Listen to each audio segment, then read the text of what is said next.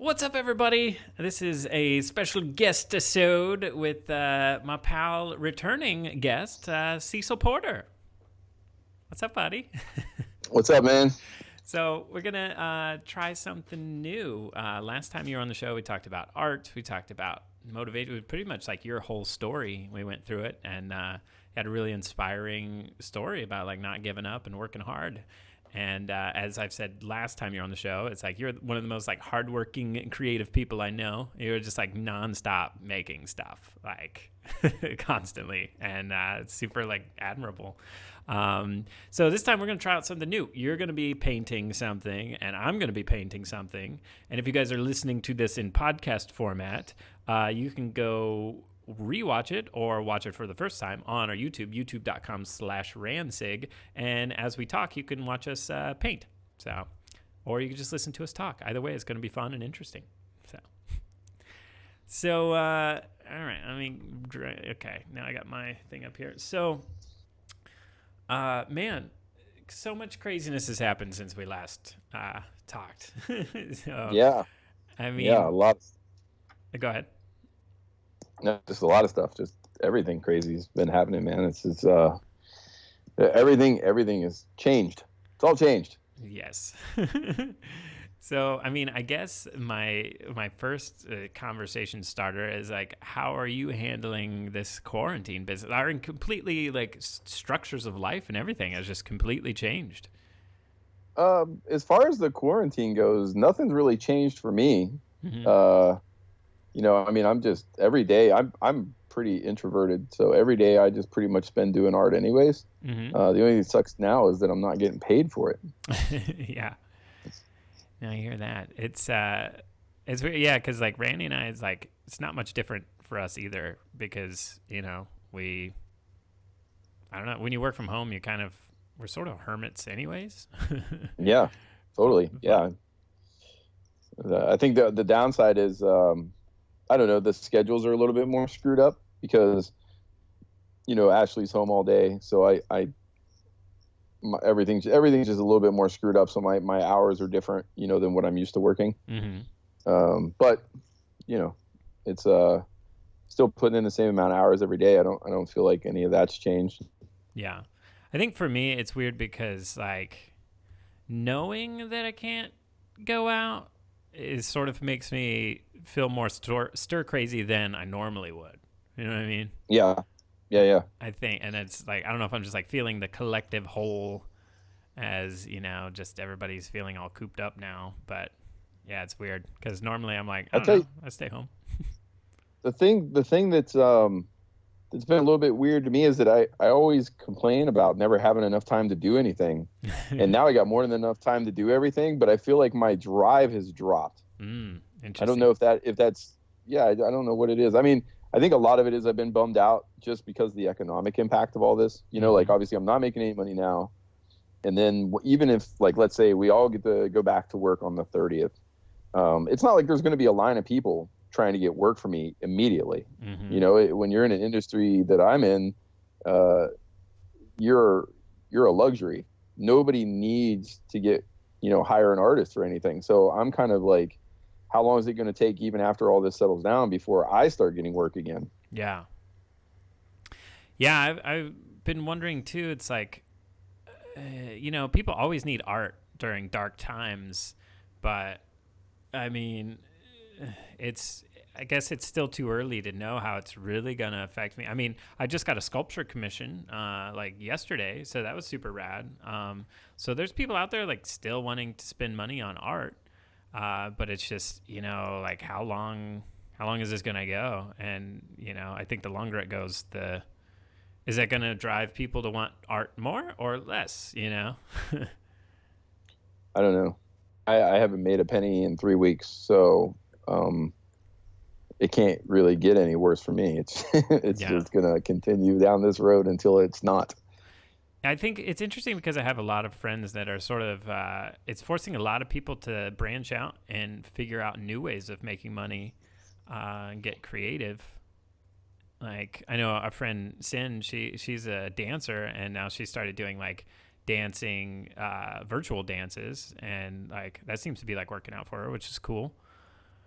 Um, I don't know. We're spending a lot of time making videos, and I don't know, it's cool. Like I don't know. I mean, I did have some work lined up that fell through because of everything, which is a bummer. Oh, So same here. Yeah, yeah, same here. I had 6 jobs fall through. yeah. So I don't know, like what. I don't know. It's kind of scary. I mean, I mean, in go ahead. in tattoo land, I can't do any tattoos because the quarantine, and of course nobody wants to spend money right now. Mm-hmm. And then in art land, like every art director I've talked to has been like, well, we really right now the way things are shaped up is that we have to hire our in-house guys before we can hire a freelancer. Mm. So it's I'm struggling on that end because I'm a freelancer, so Mm-hmm. nobody wants to give me a job. You know what I mean? So Yeah. that's a double whammy on my side, and I get it. Like, that's the main reason why you would take a studio job. I think in most cases is it's a little bit more secure work than freelancing. Mm-hmm. Still not secure because it still is basically job to job, but it's more secure than freelancing. Yeah. So have you thought of any like creative ways to like bring in new I ways of mean, income or anything? yeah, I mean, I don't know. It's not new. I've been talking for years about starting a Patreon and a Gumroad and all that crap. And, I just, every time I sit down to do it, it's always been a matter of like, oh, I'd rather just be making art. And Mm-hmm. then I don't do it. Or I start it and then something happens. Like if you remember when I started the YouTube channel, I was going strong. I was putting up a video, at least one video a week. Mm-hmm. And then both my computer and my hard drive crashed at the same time. And I lost 10 years of stuff that was on my computer. Jeez. Just gone. And I mean, everything from like photos of my kid to, I mean, I lost it all. So that was a little bit disheartening. And then I was just kind of like, screw it. I don't even want to do this anymore. And I, basically haven't done much on my YouTube. If anything, I don't even know if I've done anything since that.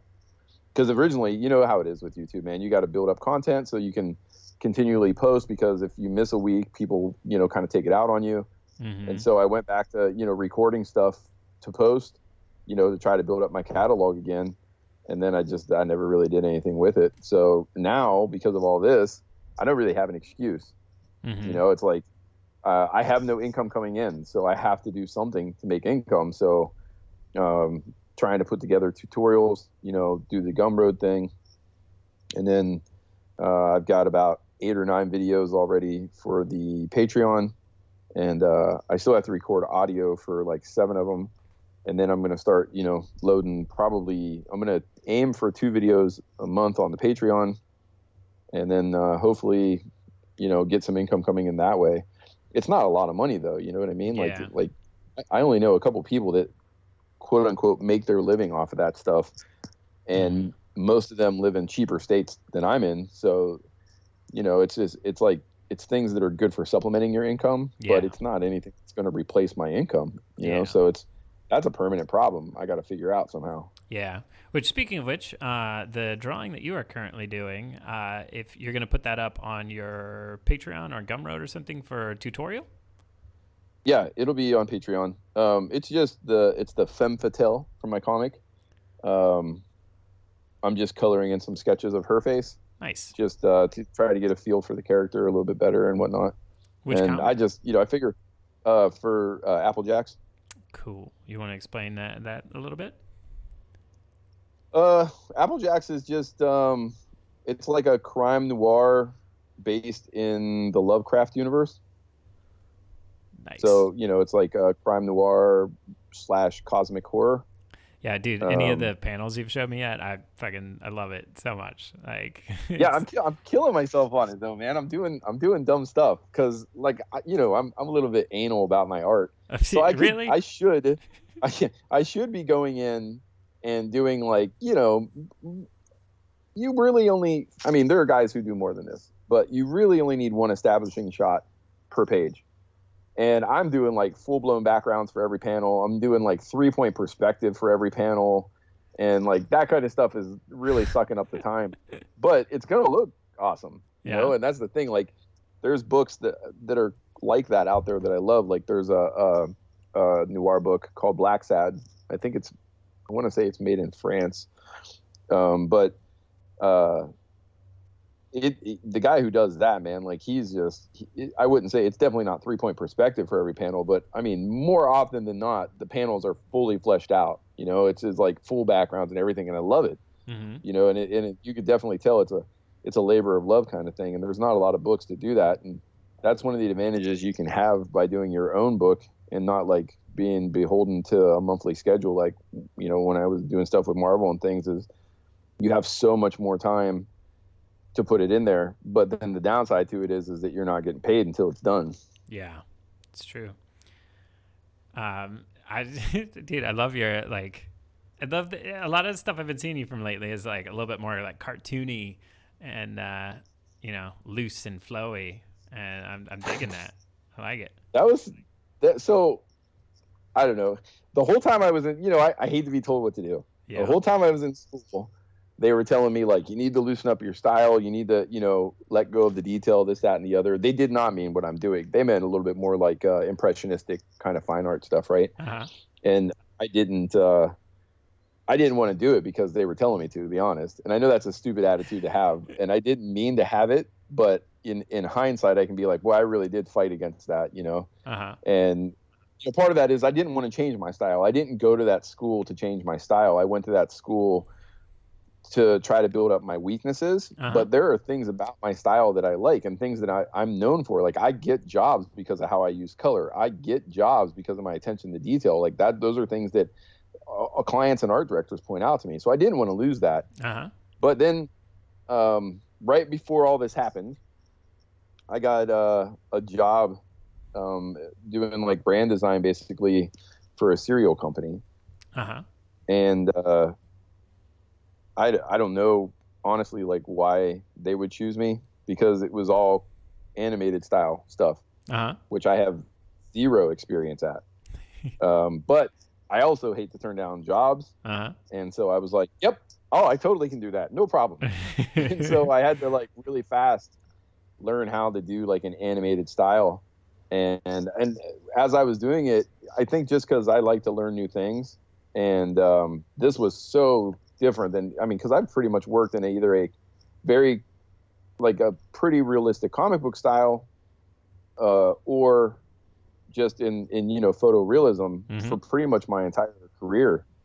And so to sit down and like do just a straight up cartoon style, you know, it was like a crash course because I had to get this job done. So it was like I had to learn how to do a cartoony style, and I was just, man, I was having fun. And so I was just like, I have all these stories that I've written, but you know, like I've been working on Red for 8 years Uh-huh. or something.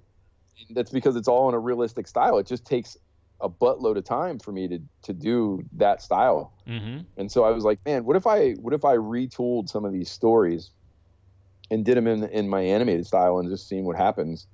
And so I picked, because I mean, probably my favorite author is Lovecraft. Mm-hmm. And, you know, that was one of the first stories that I wrote, which, you know, to be honest, it's not an amazing story, but I thought like that would be the one that would really be cool, in more of an animated style. Mm-hmm.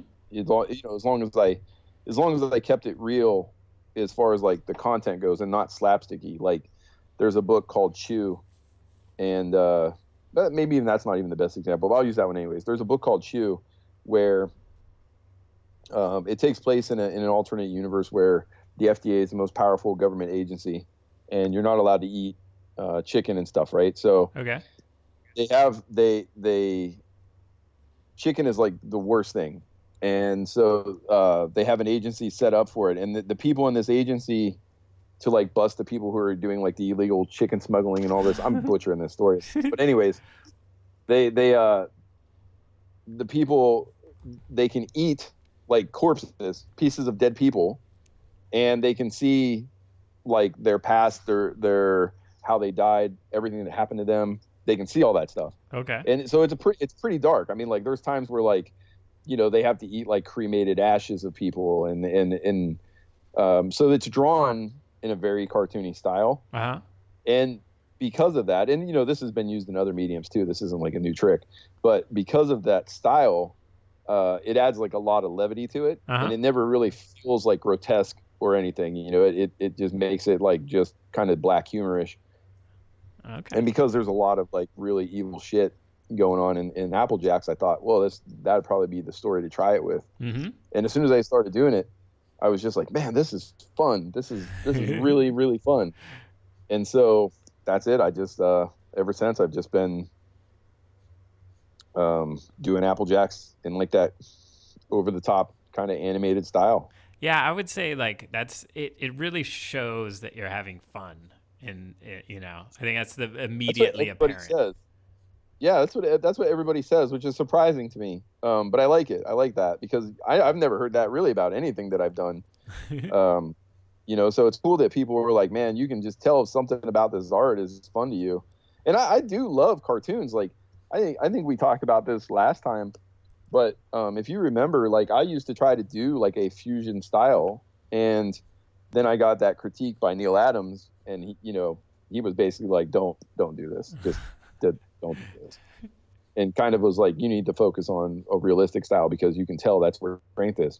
And so I did. I shifted at that moment. I shifted everything onto that style, and I really haven't looked back since. And I do really, really enjoy it now because I've kind of retooled my brain to appreciate it.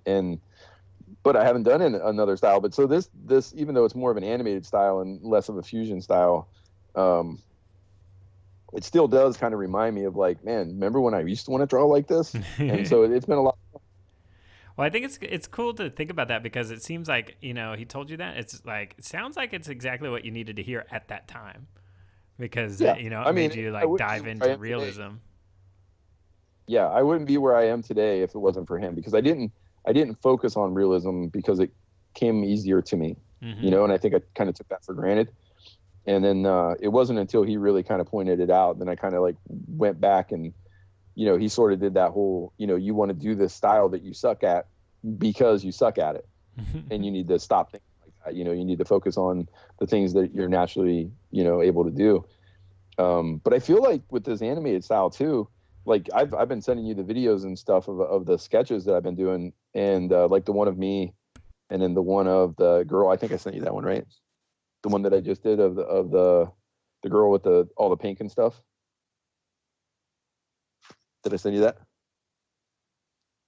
I can't hear you. Oh, yeah, you did. Sorry. Yeah. Okay. Yeah. So that's I think I sent you the sketch too. If you look at the sketches, they're really, really, really cartoony.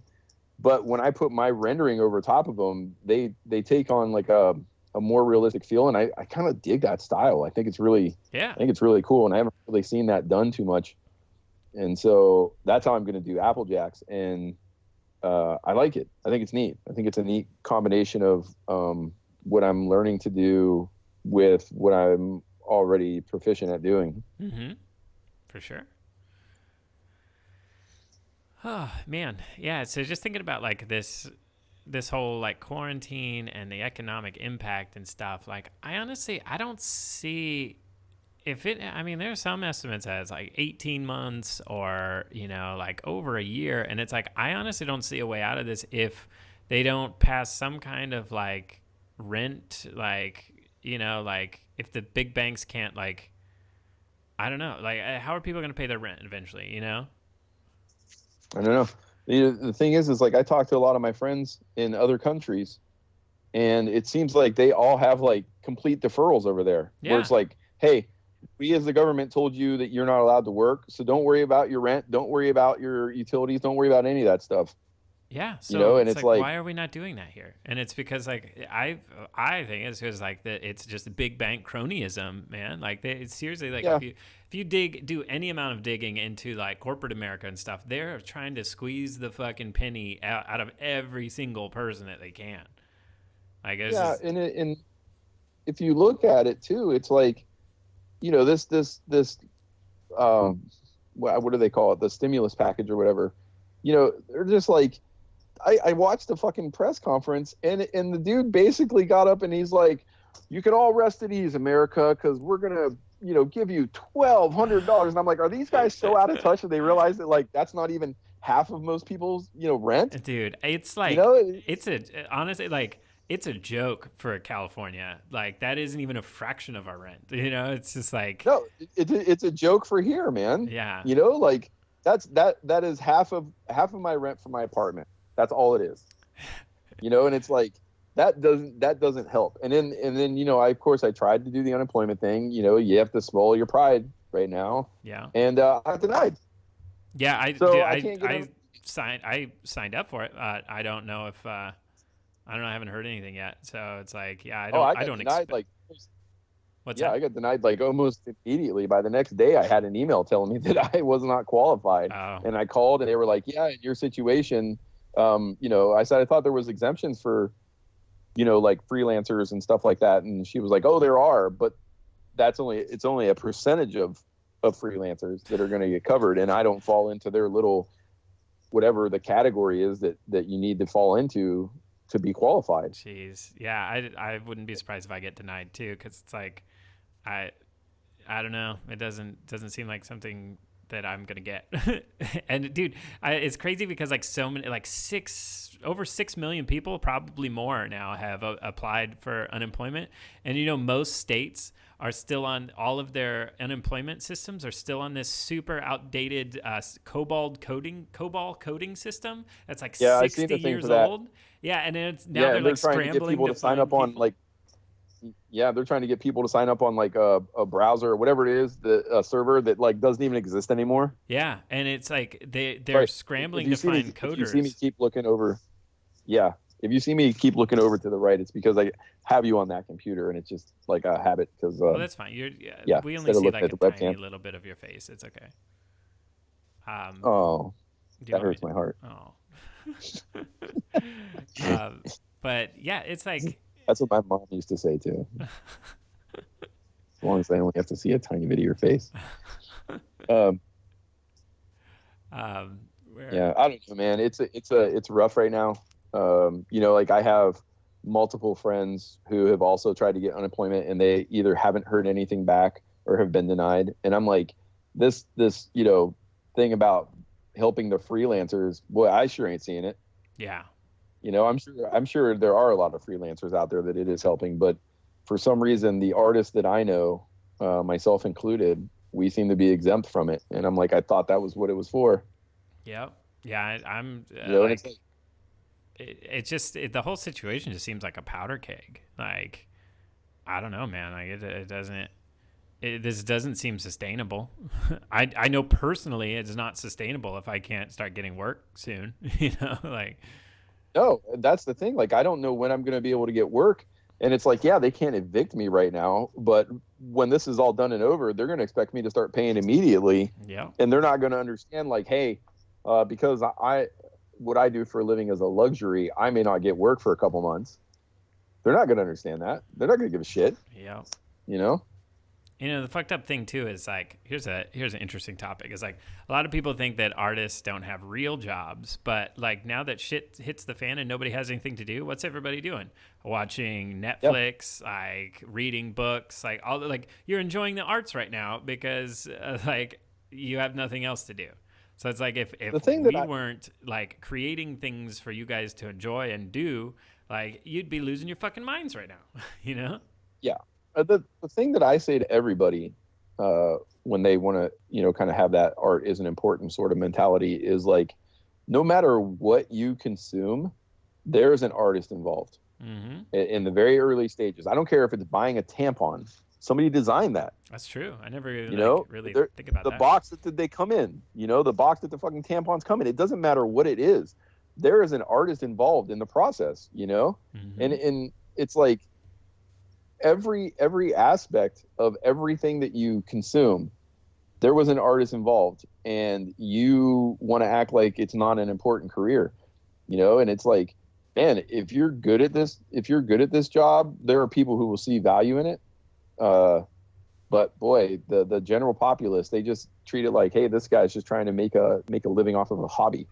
Yeah, and everybody, I see so many posts about entitled artists and stuff, and it's just like, dude, like spend years of your life trying to figure out how to do this shit, and then tell me like if you're in, you know what I mean? Like it's a skill just like anything else. Yeah, yeah. I mean, I've devoted 25 years of my life to get as good as I am, and there are guys out there that smoke me because they've had better tutelage, or they've spent longer, a longer period of their life trying to get good as well. I mean, it's just like anything else. That's why people give it up. Mm-hmm. Everybody says they want to be an artist, whether it's a musician or actor or singer or painting, drawing, whatever. Everybody says they want to do it. Then they try it and they go, "Oh, I'm just not talented like you, so I quit." And it's like, it has nothing to do with talent. I was fucking terrible, and I'm still terrible at shit. It's like, sit down, crank out. I tell this to people that I tutor online and stuff all the time. It's like I tell people, you want to learn how to draw a head, then practice the Loomis method, practice the Riley method, fill an entire sketchbook up doing the Loomis method, then fill an entire sketchbook up with the Riley method, and then do that over and over again until you can do it from memory. Then you can add in the planes of the face, and then you can add in this, and then you can add in that. And it's like they don't want to do it, and it's like, that's why you suck at drawing heads. Right. The guys out there who are the best at it, they did do that. Yep. There's no shortcut. You want to be good at this? Well, there's really only one way to do it. There's definitely, I would say there's always going to be the 1%ers, like those guys that just get it quicker, Mm-hmm. and you can see that in anything. I guess the best example would be like professional sports. You can see guys who are like that. Mm-hmm. It doesn't mean they have to work less. It doesn't mean they have to continue to practice. The other thing, when people are like, well, once you get good at it, you're good at it. And it's like, no, you have to continue to practice. Mm-hmm. If you didn't have to continue to practice, then as a professional athlete, why would you ever show up to practice? You're already good at it. It's like once you got it down. I remember Jeff used to tell the students at school, at his level of knowledge that he has now, he spends more time practicing what he's learned to be able to continue to retain it at a proficient level than he does actually getting to use it in application. And it's like, but he obviously understands an ungodly amount about art, more than the average person, more than the average artist. But still, like, that's the thing. Like, it's a crazy amount of dedication. And then as soon as people realize that it requires just as much dedication as being good at anything else does, they give up on it. Mm-hmm. I tell people all the time, it's like, man, if I'd have spent 25 years studying law, I'd probably be an okay lawyer by now. Right. Yeah, I don't see how people don't make the correlations, man. I don't know. It's like art is the one exception where, like they would expect you to have to study your ass off to be a good doctor or a good lawyer or, good anything. But then when it comes to art, it's like, well, if you're good at it, you were talented. Like, man, I didn't have no talent. I was terrible for a really long time. Art was one of those things that definitely didn't come natural to me. Honestly, I think that's why I stuck with it, because it was so challenging. Mm-hmm. Yeah, you have a very unique story, I think, like for like an artist origin story. I mean, like you talk a lot about how like you were like really, really bad, but then that's why, like, what allured you to it. I think a lot of people start in like, for me, I had like an inherent knack. Like, I just. Oh yeah, I look at the pictures of you when you were a kid, and I'm so jealous, because I'm just like, I wish I even knew that I wanted to do some form of art as a kid. Like, I didn't even try to draw for the first time until I was like 12. And it's just like, I look at the picture of you as a little kid, and you got like these homemade masks on and stuff. I'm like, man, that's gotta be. Seriously though, it has to be cool to like kind of have it figured out, like as far as like, what do I want to do for a living, like. Yeah, dude, that's pretty cool. And I'm not saying like I'm better than anybody or anything else. Like, it's just, I just intuitively inherently knew, and it's like, that was just my origin story. And like, I'm thankful for that, because like, I, as a kid, like when I was younger in my teens and stuff, when everybody was graduating high school, there was a lot of people that had no idea what they were just about to go off and do. And I was like, I know exactly what the fuck I'm going to do, and it was like, I feel very blessed to have been able to be that like passionate and like immediately, just know. Yeah, I mean, I knew, of course, by the end of high school what I wanted to do, but I had no support to do it. And then I was living on my own at 16. So I think my, because I'm 40, man, I should be a lot further in my career than I am. And I think a lot of what held me back was just ignorance. I didn't know what opportunities they were. I didn't know how to pursue them. I didn't know anything. And, it takes a long time to figure that stuff out, a lot of trial and error. And, that's why I try to help out so many young people now, is because, it's like, man, if I'd had the guidance, any guidance at that age, I'd probably be much further along. Like I think I was talking to you about it, and I know I was talking to my other buddy about it, man. Like I've been having like a serious identity crisis lately. Because it's like, obviously I want to be an artist forever. There's no, well, until I die anyways, there's nothing that's going to change that. I love it too much, but it's not enough to say you want to be an artist. Like what kind of art? And now I'm not so sure anymore. I'm really not, and it's like, it's been that way my whole career. Like I thought I wanted to be a comic artist, and I worked in comic books, and I was like, nah, I don't like having the restraints that come with working for a big company, and there's no money in independent comics, at least in the beginning, and I had bills to pay, so I kind of walked away from that. Then I did the editorial cartooning, and that was fun, and I built up a lot of steam on that pretty quick. But it wasn't like, I couldn't see myself being like, this is the thing I want to do, And so then I tried this and I tried that, and everything I've tried, I've just been like, that's not the thing. And I'm like, man, I'm 40 years old. I should have that thing figured out, and people are like, oh, it doesn't matter. Yeah, it does matter, because you really can't start climbing the ladder until like, you can't say, like, you can't just go, what do you want to do for a living? I want to be a doctor. All right, well, what kind of doctor? I don't know. Well, then you can't start a career. It's the same thing with art. You got to kind of know what you want to do, and I don't know what it is, man. It's interesting that you say that too, because like it's kind of, I'm a little bit there too, because like, I mean, in a different sense, I guess, because like, I don't know, I do so many things. Like I make music, I want to do video, I do this, I do that, and it's like I'm overwhelmed with the things that I enjoy doing, and I've thrown so much spaghetti at the wall that, like, I mean, I have a fan base that I'm very thankful for, and I've developed a name for myself, but like nothing that I've done is like really caught, like in a big way that makes me self-sustaining in the way that I want to be. And when you do, so let me throw this at you. This is something that I've been thinking about. Do you think that is the best? And I'm not saying that I'm one of the best, or that you're one of the best, or anybody else. But just hypothetically, do you think that's the reason why some of the greats never get that huge name? Is because they can't dial it in? Yeah. Because I look at guys that are out there that are like, man, that guy died poor. He didn't have a big name. He eventually got a name or whatever, but it's like, you look at him and it's like, man, this guy did everything. He sculpted, he painted, he did this, he did that. And I wonder if, like, is that part of what held them back, was their creativity? Yeah, I don't know. Because I think that's my thing. Like, every time I think about what I would have to give up to focus on one thing, that bothers me more than going, I have to focus on one thing. Yeah. Yeah, it's possible, because like, dude, most of the big name artists like weren't famous until they were dead. It's like, and when you look at the guys that are big now, they're good. I'm not saying they're not. And I don't want to say any names. I don't want anybody to think I'm talking shit on them. Yeah. But they know they're doing one thing, and that's all they ever do. Whether it's just, I do figures, I do landscapes, I do plein air, I do this, I do that. They only do that.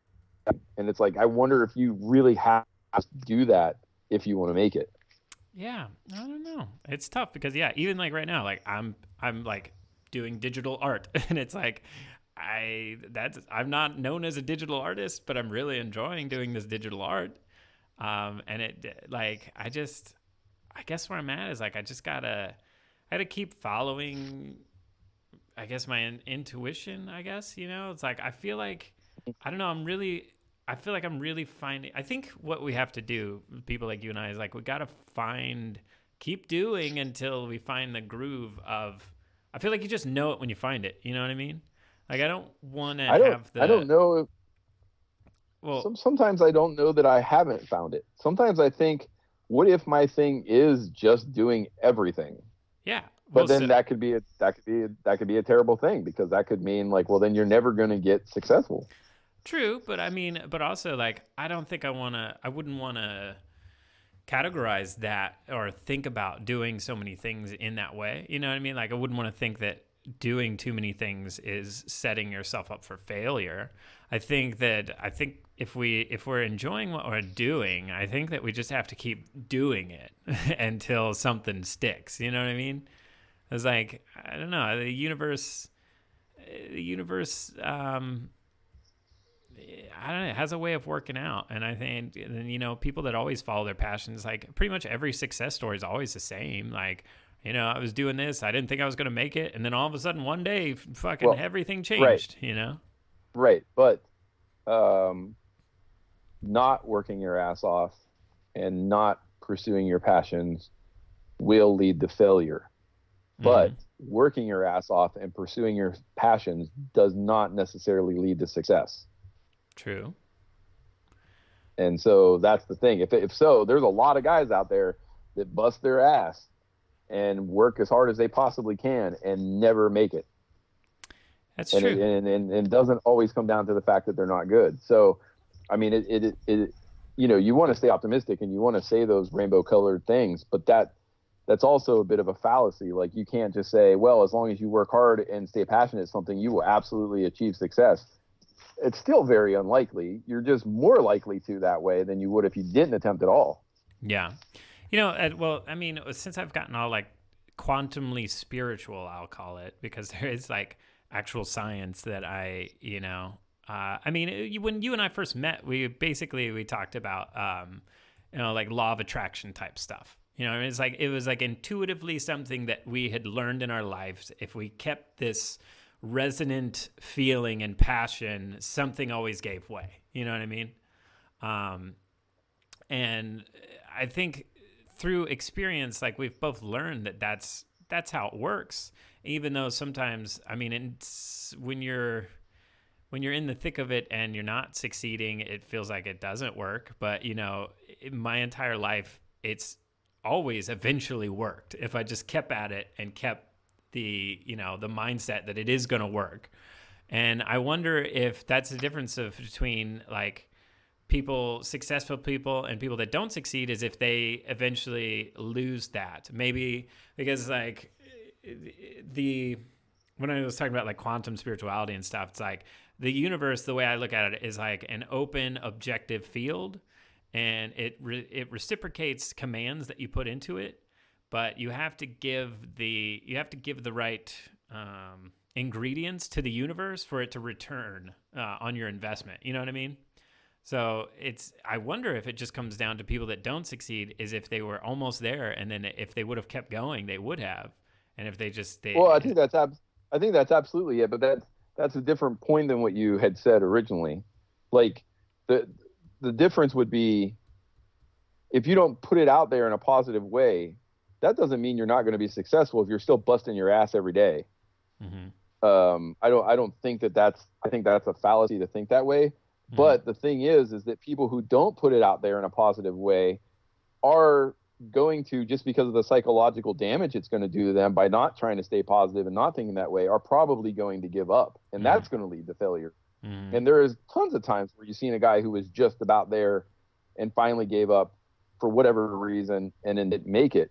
But that doesn't mean, like, if you're thinking about it in a negative way, as long as you're putting the work in, you still have just as much chance making it if you're thinking about it in a positive way. As long as because that can carry over into different avenues though, right? Like, because if you're being negative all the time around your friends, then you're likely to put that out during an interview. You're likely to put that out when you're trying to talk to an art director or whatever your superior might be. Mm-hmm. So you've got to be really careful about that. Mm-hmm. But I don't know that there's a correlation between, like, I was positive and that's why I became successful, versus I just worked harder than everybody else and that's why I became successful. Mm-hmm.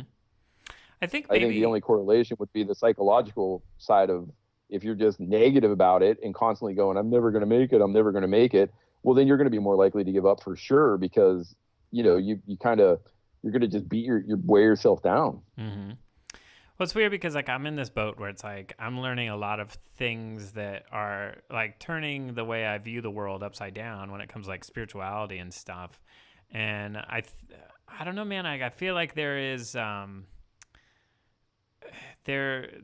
mean I know in my personal experience that there are things behind the scenes happening and guiding us personally, and I think that I think our individual experience is unique to us, and I think it teaches us whatever we're supposed to learn. And I believe that, in reincarnation. So I think that if you end up failing, like, I don't know, maybe you were supposed to. I don't know. See, then it gets into this weird like thing for me. It's because I don't like to think that way. It's like, oh, if you failed, you were supposed to. And then it sort of like opens up this whole like fate, and it's like, was I just doomed to fail from the start? You know what I mean? Like it gets into the issue of like free Well, will. I think that becomes a slippery slope because then you start having scapegoats. Yeah. So then you could be like, well, I'm not really giving up, but it's not. It just wasn't meant for me. Right. Yeah, and see, I don't like that way of thinking either. So it's like I get into this like all the time because I like that's one of the crazy things that drive the philosophical quandaries that drive me crazy about all of these things that I'm like learning. Because it's weird because I'm not trying to convince you, I'm just telling you my own experience, and like 100% believe that there's like shit behind the scenes. I don't know how it works yet. And it's, Well, I mean, you're not alone in that. You know what I mean? Yeah. But there's just as many people who have become successful and don't believe in that. Yeah, right. And that's also what I was like, well, how did they get successful if they, it's like, I don't know. I mean, the thing is, it's just like everybody's going to have their own belief system, whether it's a religion or not. Mm-hmm. You just do. It's just human nature. So your belief system, revolves around the things that you believe are true. And my belief system revolves around the things that I believe are true. And everybody has that. And, we tend to gravitate towards the people who have become successful with a similar belief system. So it's very easy when you have a belief system to be like, well, it worked for this guy and it worked for this guy. And you get your little list of characters and you go, so that's the key. Mm-hmm. But the other guy has the same belief. He has his own belief system and has done the same things. I can be like, hey, well, there's this guy and this guy and this guy and this guy. And the only reason they became successful was because they worked harder. Mm-hmm. And that's it.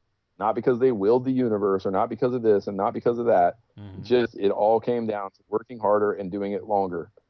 And then, I mean, that's especially true in art. There's a lot of guys because artists don't quit for the most part unless they have to. And so you get a lot of guys that it's like, man, that guy didn't make it till he was in his 50s. And then you start looking and you're like, wow, that's pretty common. Yeah. Why? Because everybody's still doing it. They're doing it well into their 80s. So it's going to take a lot longer as an artist to make it. Yeah. In a lot of cases, not cases. There are a lot of guys who, manage to do it at a younger age, but in most cases you look and it's like usually guys in their late 40s to their early 60s. That seems to be the area where it hits. Yeah. And then I guess, and that's kind of like what I'm because like, with irreverentism, I'm trying to develop a practical way of thinking that like encourages just people coming together in practical, productive ways. And it's just all about how you want to define it. I think like basically, I think what it boils down to is if you can find a system of thought that helps you operate and navigate at your optimum levels, I think that's when you have the highest chance of success. You know what I mean? Yeah, I mean, I think a lot of it just comes down to, kind of like stoicism, really. It's just be responsible for your action. Yeah. It's a belief system. I don't know. It's like, I guess as far as like modern day guys who kind of, base themselves off it, Jordan Peterson is real big for it. It's just really accepting responsibility for your actions is, I mean, I guess that's a really dumbed down version of it, but it's just basically that, like, if you want something, you have to work hard for it and you just have to do it. And if you don't, then you just have to realize it's because you didn't work hard enough. Yeah. Yeah. Cause I like schools of thought that are individually empowering and accountable. You know what I mean? Like we all need to be accountable for our own actions. Yes.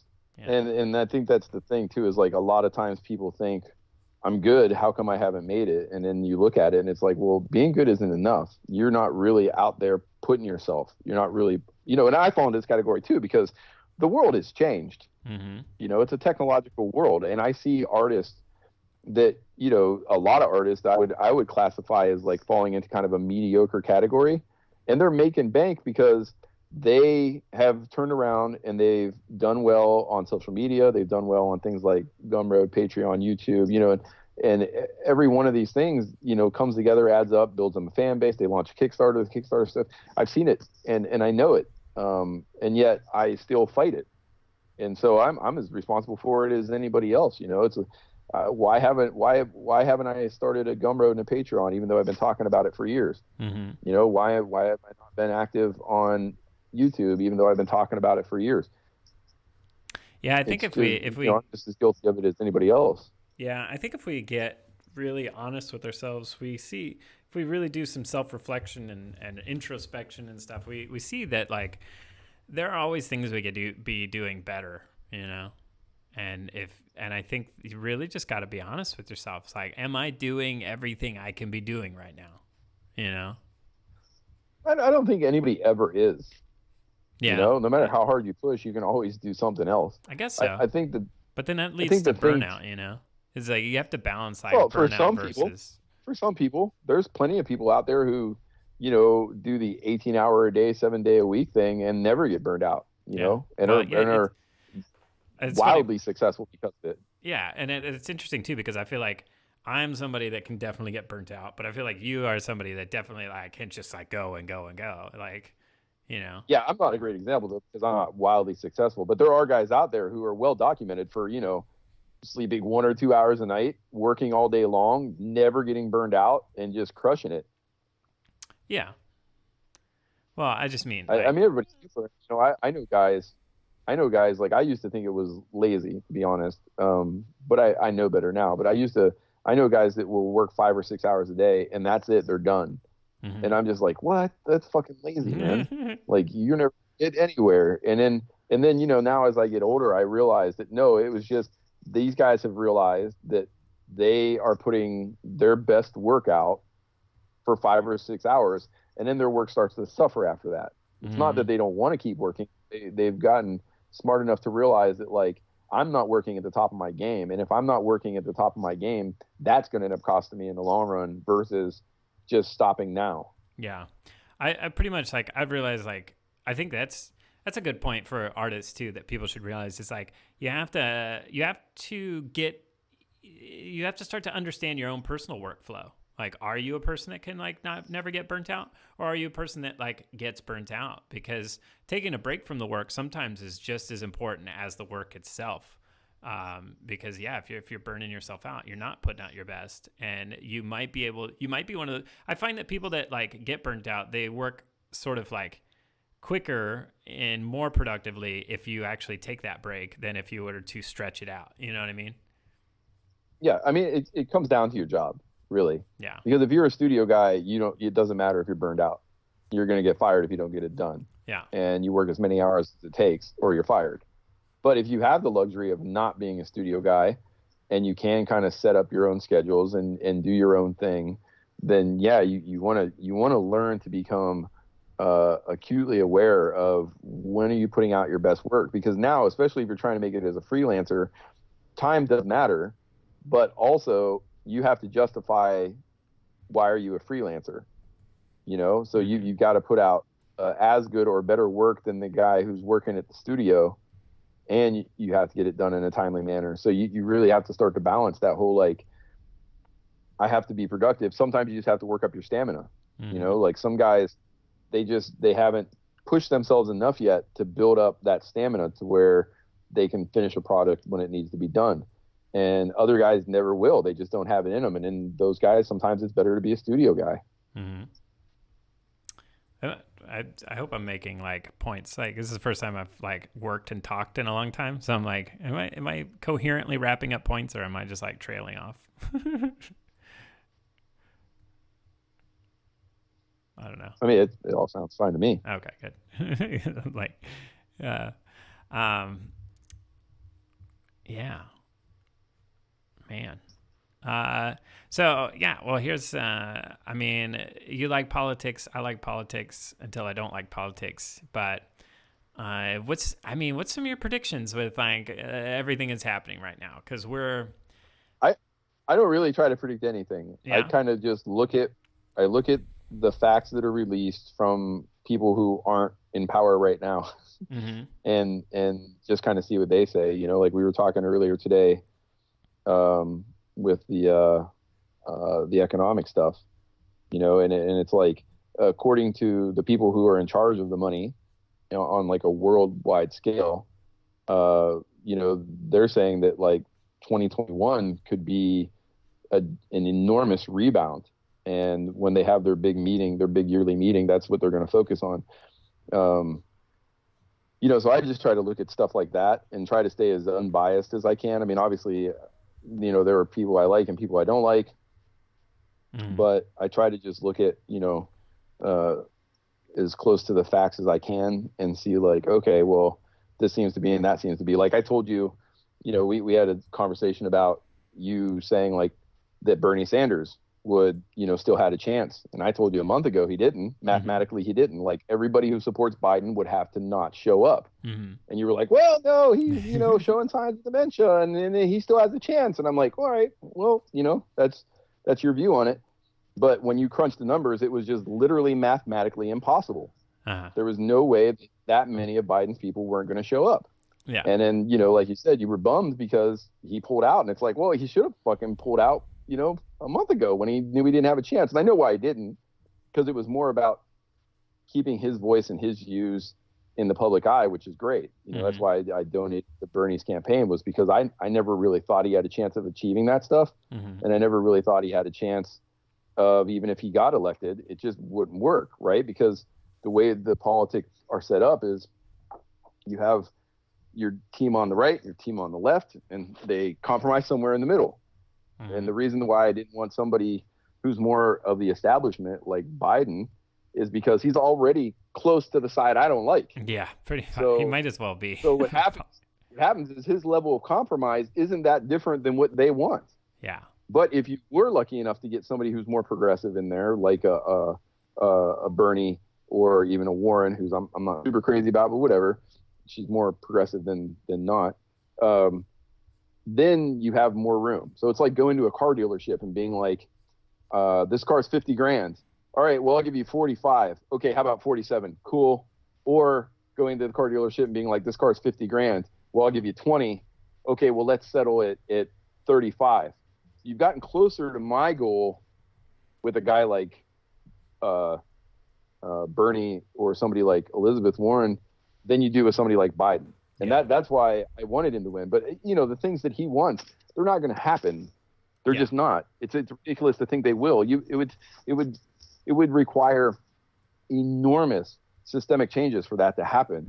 Mm-hmm. And they're not going to happen. Well, I was just wondering, I feel like the current like crisis sort of definitely, it pushes the conversation into more of like, oh, it doesn't seem so radical when you have a pandemic sweeping the nation and the healthcare system sucks, Well, no, it doesn't seem radical because it was impossible to give everybody $1,000 a month when Yang said it. But then as soon as this happened, everybody gets $1,000. Yeah.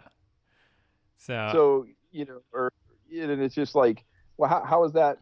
How is it impossible then? Yeah. It's not impossible. It's just there's a system in place that isn't going to let it happen. Yeah. And all you can hope for is somebody who can get it closer to what you want than where it is. Yeah. Well, what I'm hoping is that this quarantine gives everybody a chance to see all of these things that were so impossible before somehow are just magically like, bandwidth. Like it's dude, it runs the spectrum of like corporate greed because like I'm under the school of thought that cronyism has completely ruined America. And like with things like cable companies and stuff, they just like were easily lifted the broadband like speed, like, oh, well, why couldn't they fucking do that before? Like they wanted to cap it because they could make money off of it, And I don't see anything changing. I mean, what's that? For the simple fact, I said I don't see anything changing in the long run for the simple fact, or nothing significant anyways, for the simple fact that this isn't the first time this has happened. I mean, you can go, You can go back to the Hong Kong flu in the 60s. You can go to the influenza outbreak in 57. You can go to the Spanish flu. These things have happened, and other things like the Great Recession, the Depression. You can look at this stuff, and things will change for a minute or two, and then they go back and usually become worse. If you look at the recession, that really crushed our living wage. When the recession hit, people were still earning an okay living wage. Then everybody started to get paid less, get laid off, get fired, et cetera, et cetera, et cetera. Then when the economy recovered, they didn't then bring the wage back up. Mm-hmm. And so people were worse off than they were before that. So just given the track record of history, I don't see anything changing. I think that things will go back to the status quo once this is all said and done. Well, I feel like, except maybe our health system will at least learn to be more prepared for something like this. Yeah, but also I think you have to take into account, like, the internet and society is changing. Everybody's much more connected now, and it's easier to make people's voices heard. I think I don't know. I mean, like, I feel like I sit more on the more optimistic. Huh? To what extent, though? Yeah, the people's voices are more heard, but nobody's listening. It's just more people bitching to each other. It's not changing anything. Yeah, I guess. You get the same shit. The people in power will not allow things to change, and the only people who can change it are the people in power. Yeah.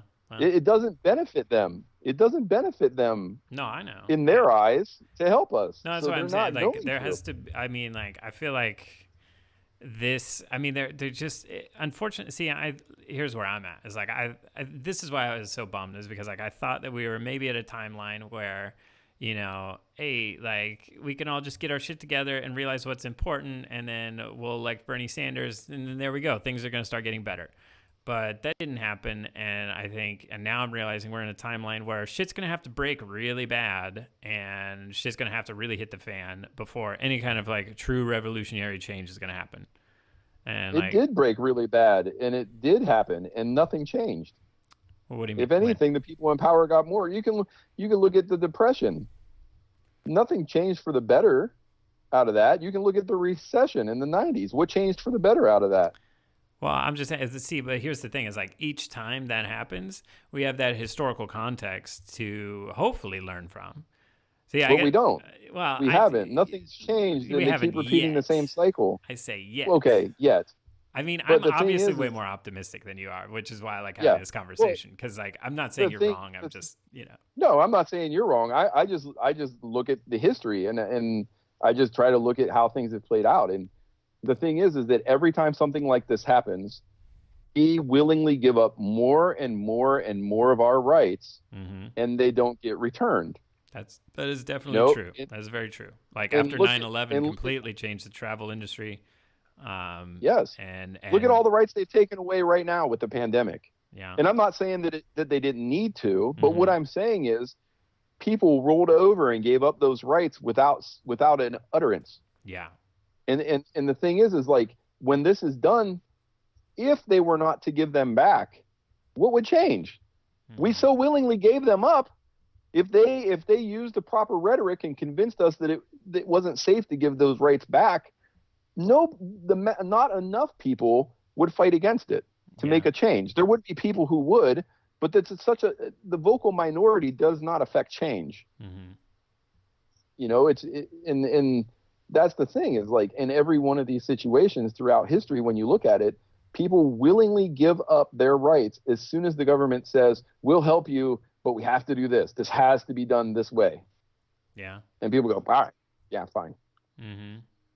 So, like, what incentive do the people in power, the people making the money, the people wield the baton, what incentive do they have to change when it doesn't benefit them and there are no repercussions? You could strip that down to a really relatable dumbness, if you want, by looking at Trump. Whether you like him or not, every time he's been told to do something, he says no, and there's no repercussions. So more and more people in his organization do follow suit. We need you to show up to the subpoena. Nah. Yeah. And nobody did anything. We need you to do this. No, nobody did anything. You know, it's to the point now to where he can literally get on TV and say whatever he wants to say. And even though there are real-time fact checkers, people go, no, that's not the facts. Yeah. And it's like, no, it's right here. We're not making this up. Yeah, you are. I know. It's You just, know, when that is the majority, why would they ever change?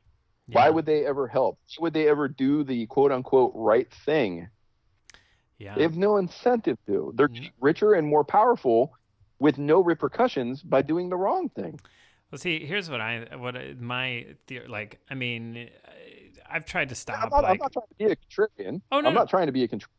I want to believe what you believe. Oh yeah, I wish I like and I like that you offer, like, you're bringing like real perspective, and it's true. Like, you're not wrong. Like, I'm just like, I like that you come from that perspective, so we can have this conversation. But I think that for things to truly get better, because see, here's the problem: is like once Trump's gone, everybody's like, oh, if Trump gets out, like, problem solved, man, everything's good. But like, dude, Trump created the Trump cult, and the Trump cult is not gonna leave with Trump. You know, like, that is a huge rift.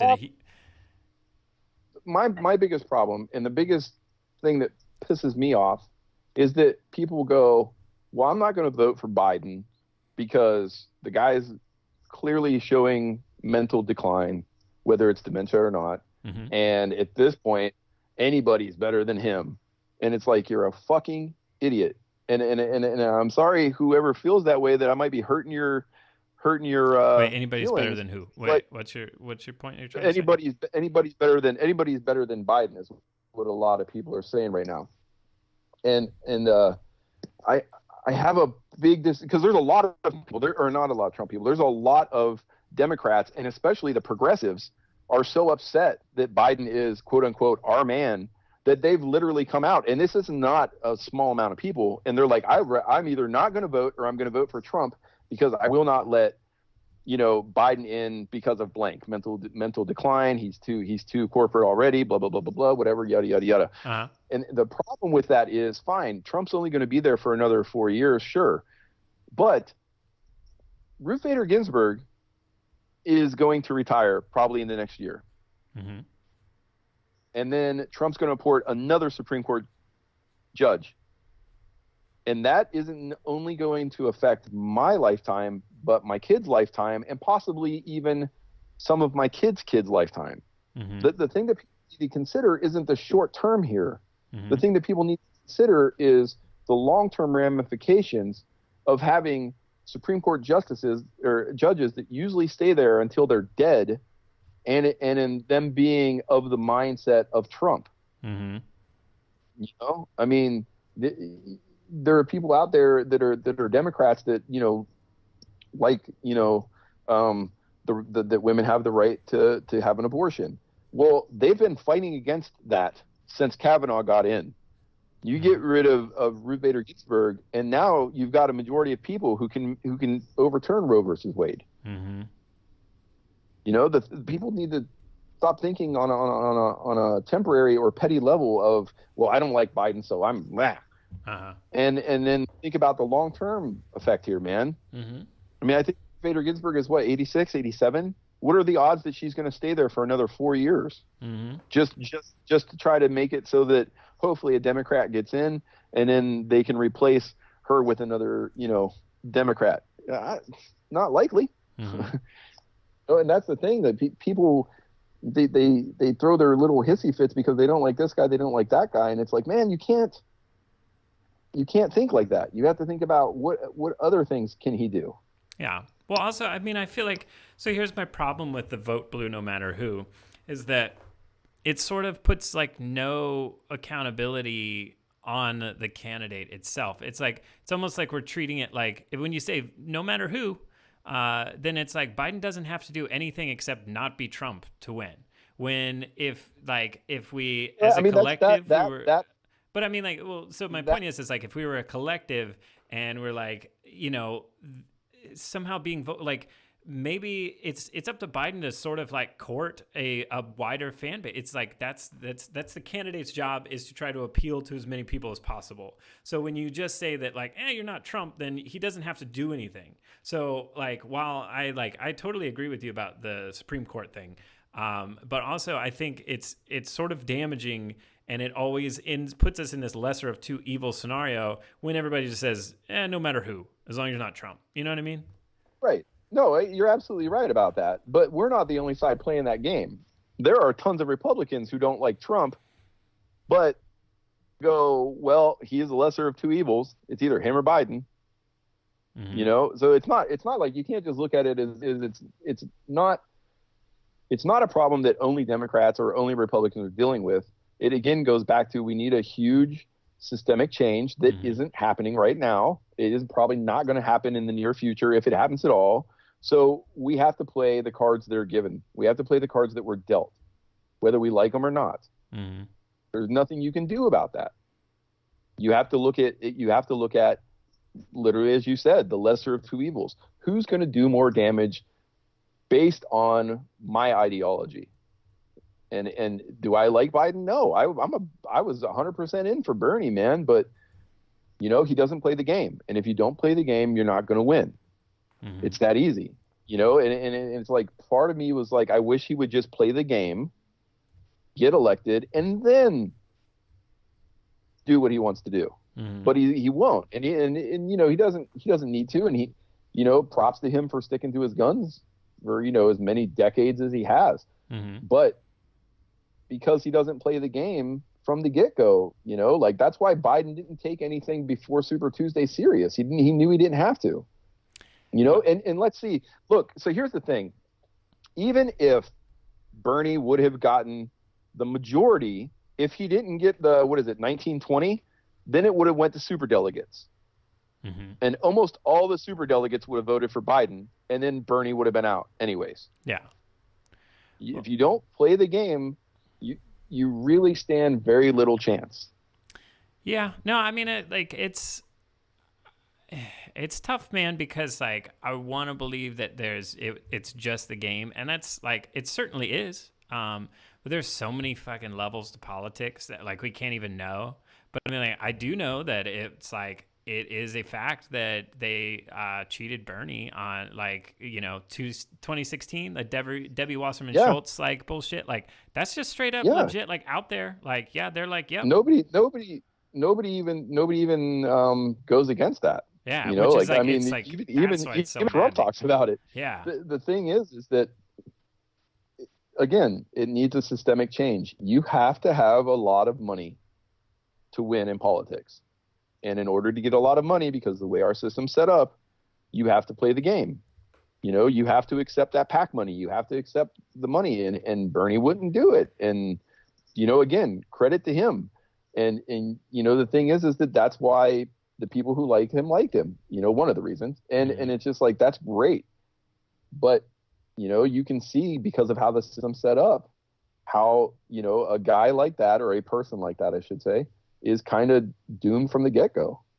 Yeah. It's just a bummer because like, man, like it is. I mean, look, I'm not. I know that we have the same political values. Yeah, I know. And I'm already trying to look to the future. And look, I'm not a huge Tulsi Gabbard fan, but I think that she's the one who maybe has the best chance going in next time because she's young, relatively. She plays the game to an extent, and because of her service background, she doesn't take any shit. Mm-hmm. So I don't, statistically, if you look at the polling and you look at the numbers, Biden can't beat Trump. So I'm already looking towards the next one. You know what I mean? Yeah. And I think that like a lot can change in 4 years. Maybe she'll align more with the things. A lot can change in 4 months. Like, look at this year. Yeah. Yeah. So, I'm just wondering, maybe. And it's like, well, this too, it's like informing my decision too. It's like, the spiritual messages that we've been receiving and stuff, you can believe it or not, but it's like, there's some kind of big change because it's going to happen. And it's a change that's going to shift into progressive human values and getting things to the kind of systemic change that we're talking about.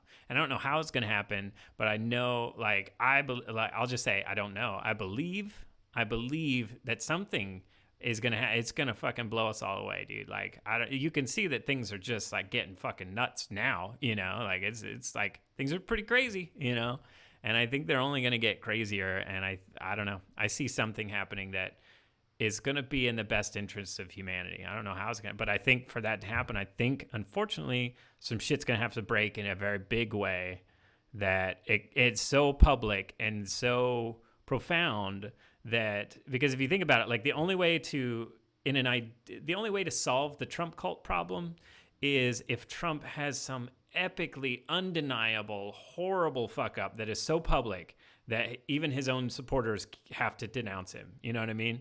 But what could that fuck up be? Because they've literally said when asked that Trump could take somebody out in the street and kill them in cold blood and they would still support him. I know. So it's like, but I mean, like, look, the guy's only going to be there for 4 more years. So, But I mean, I don't know, the Supreme Court. Well, dude, and he's like, just like that whole $1 trillion bailout or something. He just like fired the dude that was supposed to be the oversight for that. And like he's just picking all these people out that are like all of the checks and balances. He's just fucking firing them and shit. And it's like people are like, all of these watchdogs are sounding the alarm. It's like, dude, this is not good. Like, this is like dictator shit. Like, he is pushing us into authoritarianism. And I don't believe that it is Trump. I've never believed it's the presidents. The presidents are always the puppet. It's like there's somebody behind the strings, the scenes pulling the strings, because Trump is so money, man. It's the big money that they tell him, like, look, we'll give you this money. We'll give you this. We'll let you, build this here. We'll let you build that there.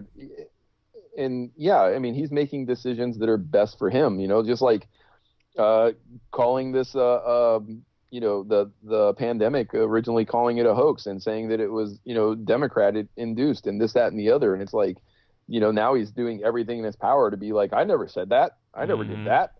And it's like, well, all right, man, whatever. But I mean, the Democrats aren't innocent either. I mean, not at all. In the beginning of this, Pelosi was telling people to go to Chinatown and not pay attention, and so it's like, people want to think that, like, well, the Democrats are saints, and it's like, well, you know what? They were saying that this shit was a hoax in the beginning too. So. Mm-hmm. Yeah, and then it's like you get deeper, and it's just like, it's big money corporate interests that are really like, it's like we're basically living in like corporate fascism. Like, we don't have there's no, like, if we knew what was happening behind the scenes. It's like, I watch a lot of like documentaries like Dirty Money and stuff, and it's just like the sheer level of audacious corruption and fuckery that happens in corporate America it's like, oh my God. And that's how they get away with it, because you're like, there's no way that these big companies would do that. But it's like, yes, they would, because they can, because they're too big to fail, and they know that you think that they would never do that, Yeah. It's like, it's like Jared Kushner, dude. There was an episode on him, and it's like, he's like a slumlord, man, and he's the one in charge of this fucking pandemic. Like, oh, geez, dude. I don't know. I think his hubris is gonna bite him in the ass, and that's why I'm wondering, like, is it better if he just, because like something's about to fall, like this house of cards that is America is about to topple, and if Bernie were to take to win right now, it's going to fall all on top of him, and then progressive ideas are just going to be scapegoated. I don't think it's going to fall that soon. I don't think it's going to fall that soon. No, it takes a lot longer for stuff like that to happen. I think if it does happen, it's probably going to be not even the next president, but probably the one following that. I mean, you're looking at like an 8 to 10 year swing for stuff like that. The thing that I think is, like we were talking about earlier, is, again, if you look at the statistics, if you look at the way that they're predicting the economy to turn around in 2021, and the fact that, Trump's getting more popular, and a lot of people actually believe that he's handling this, well, from those standpoints, he's sitting to look at, like, in 2021, to kind of come out of this, to the people who like him, looking as though he did everything great. He got us Yeah, I this know. huge economic rebound. So how he's going to talk about it. I know. Like whenever the stock market has a downturn, I don't follow the stocks. I look at the unemployment rate. I look at this. I look at that. And as soon as the stock market has a good day, that's all he talks about. Yeah. And tweets about. So people believe the rhetoric, and nobody tries to fact check. And even when you do, it's hard to find the quote unquote real facts. But like the IMF has said, like we're posed for 2021, the second through the last quarter of 2021, to have an enormous economic rebound. If that happens, then he's going to take all the credit for it. He's going to look like the guy who saved everybody. Yeah. What's crazy too is like it's very possible that because the stock market is not the economy. It's very possible that they. No, it's a factor. It's one factor. It just like stocks and bonds are one factor, and just But it's very like the possibility that they could have deliberately crashed the stock market and then just deliberately like bring it. You know what I mean? It's like we don't know how much control that they have over it because it's fucking corporate America fuckery. Like they're so good at this shit. You can't say that they didn't play a part in it, because there were the politicians that got in trouble. Yeah, for fucking short insider selling. trading, dude. Like. So, there is definitely part of that. And then the thing is when enough people in power panic sell, it does drive the stocks down. They make a profit, they sell, and then they buy back at a lower rate. And that's one of the ways that, that the market can be played. Yeah. It's just like, man, there's just so much, everything's so fucked. Like, and I look at it and it's like, it makes my heart weep, because it's like, how did things get so fucked up? It depends on how much you want to straddle the line of hyperbole, because you could go all the way back to Washington when he said that a bipartisan government would be the downfall of democracy. Yeah. Yeah. No, I think it's definitely two-party system is not doing us any favors, for sure.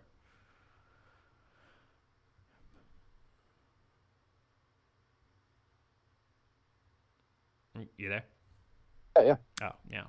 But, yeah, I don't know, man. How's your drawing going? All right. I've been, I talk a lot with my hands, so I'm not as much. Each one of these should have probably taken me like, I don't know, 25, 30 minutes tops. And I don't have any of them done yet. Oh, you haven't finished any yet?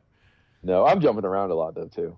Yeah. But I have these kind of conversations. I know, that's one thing is like, I always consider myself like not a very social person, but I do tattoo, every once in a while. And right now I can't. And I think like I would normally have conversations, I know my customers well. So like I wouldn't talk politics with somebody I didn't know or anything, but sure, there's always stuff I can talk about and things that I'm passionate about or interested in that I can talk about. And man, I haven't got to do that in 3 weeks or something. And it's like, man, I realized like maybe I'm not as introverted as I thought I was. Maybe I can get my social fix from clients. Wow, I really miss it.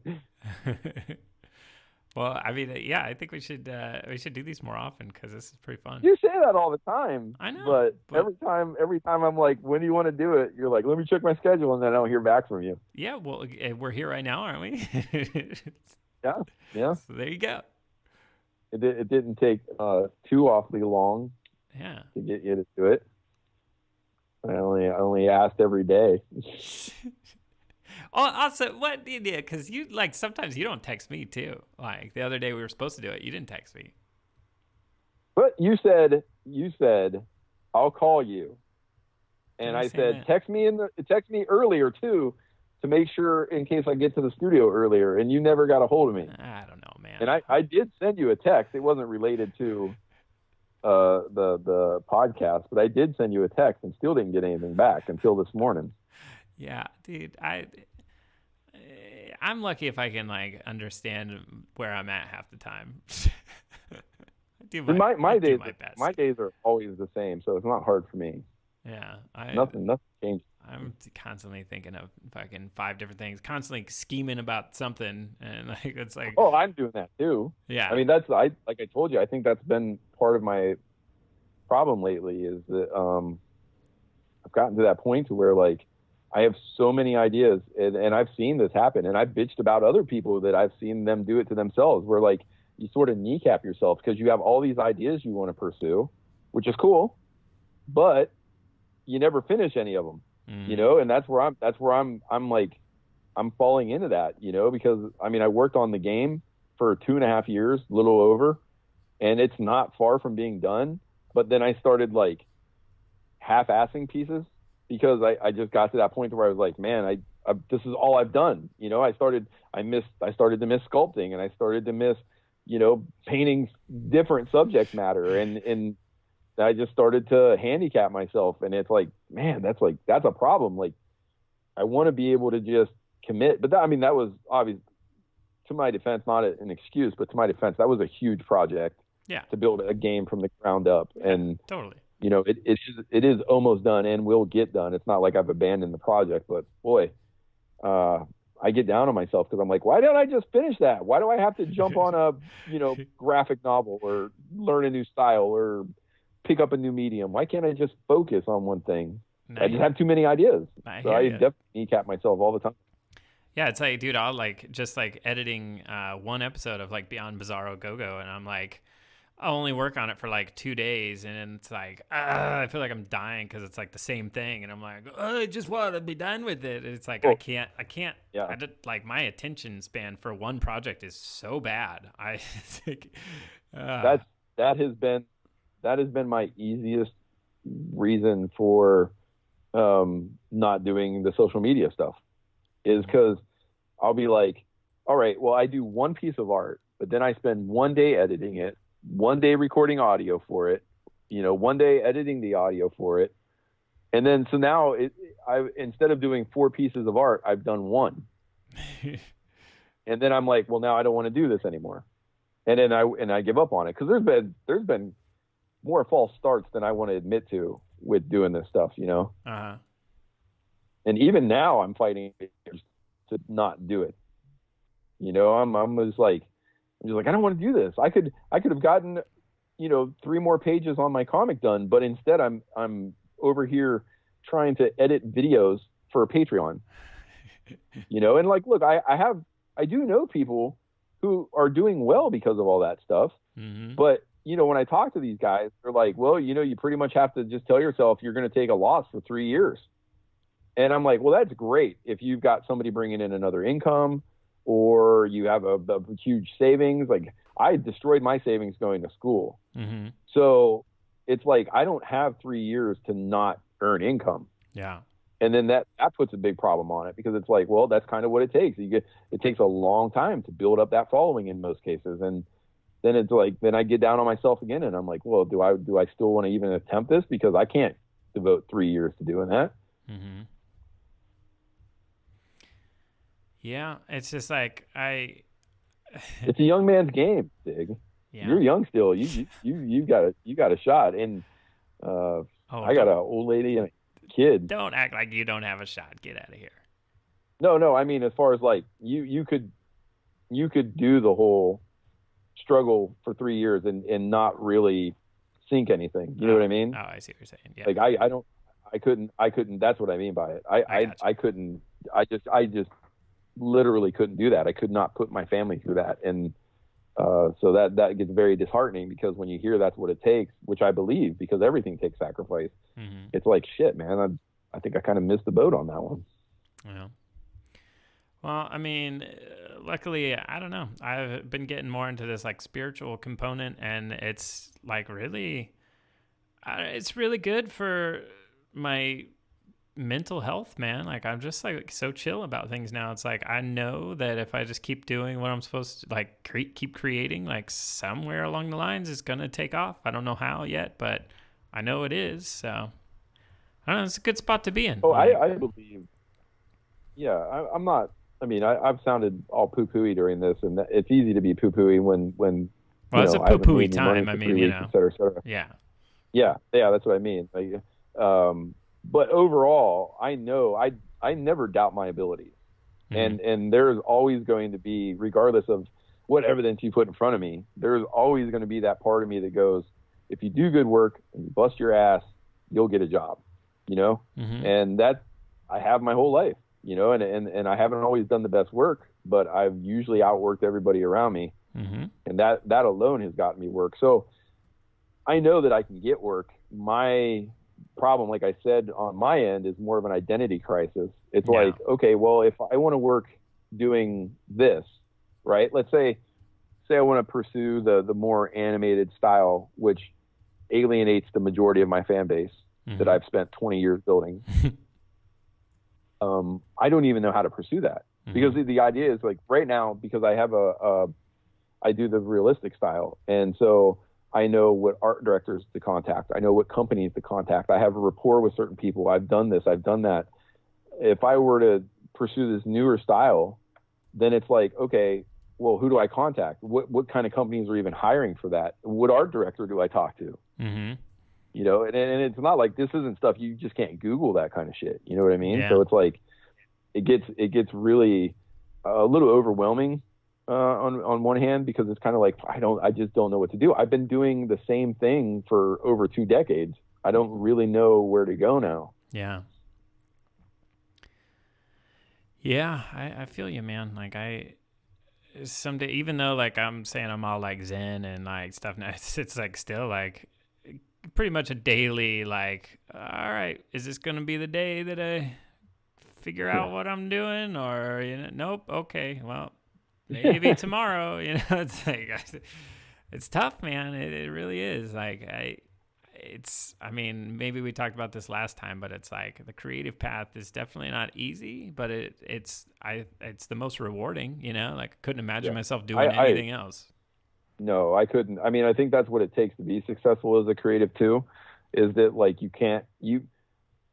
there's not, aside from my son, I can't see anything that would force me to walk away from being a creative. I just can't. I don't really know what situation. I couldn't think of a single situation you could present me with that would stop me from being a creative. And I honestly and truly believe it takes that level of commitment if you're going to be successful, because I do know a lot of people who have gotten very successful at art, and I've been really lucky that, because it does help you. It does help you motivate you when you hear all the negative shit about people who fail at art, but when you start knowing all these people who are successful, you're like, yeah, you can do it. You can do it. And the one constant that I have always found is that these people just literally couldn't give up even if they wanted to. Yeah. Yeah. That's how I see myself, man. Like, and that's not hyperbole or me toot my own horn or anything like that. Like I honestly wouldn't even know what to do with myself if I couldn't do art. Yeah, dude, me neither, man. I would do whatever it took to support my family. Don't get me wrong. If I had to go work at Target, I would. But then you better believe that the second I walk through the door when I get home, I'm going to start drawing, know? Yeah, it's funny because, like, honestly, like, until this conversation, I had never even thought about what I would do besides something artistic. It's like I see no other. I would be completely lost if I lost my hands. Like I would be like, "Fuck, what am I doing now, man?" Like that was a big problem with me mentally when I got into the accident. Yeah, was because it's like, what if my hands go now? Because I have all that damage to the tendons and ligaments in my hand, and it's like, shit, man. What if my hands go? What do I do? And then you start thinking of things from like a logistical standpoint. It's like, well, all I've done since I've been in my early 20s is be an artist. And for 14 years now, I've been a freelance artist.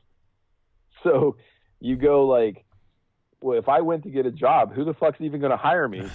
I have nothing to put on a resume, and my hands are tattooed. It's like, you start thinking about that stuff, and it's like, boy, I don't, even if I wanted to stop being an artist, I better not. Yeah, right. Really committed to this one, huh? Yeah, and it's funny because I feel like we've intuitively, subconsciously just committed. It's not like you ever thought like, oh, I'm getting these tattoos on my hands, I guess I can't. It's I did. That's exactly why I got my hand tattooed. Oh, is it? Oh, okay. Well, yeah. So when the recession, so I don't know if you remember or not, but I'll just talk about it anyways.